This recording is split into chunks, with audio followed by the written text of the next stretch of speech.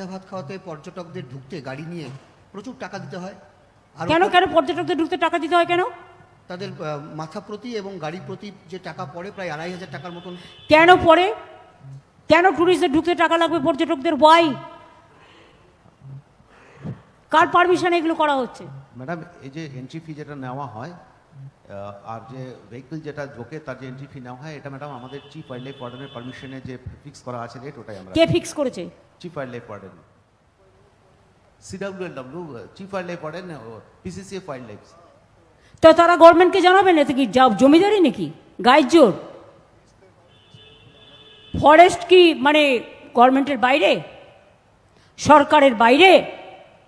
গভর্নমেন্টের কাছে পাঠাবে যদি কোনো ফিস বাড়ায়, ইমিডিয়েট ওটাকে চেঞ্জ করে দাও।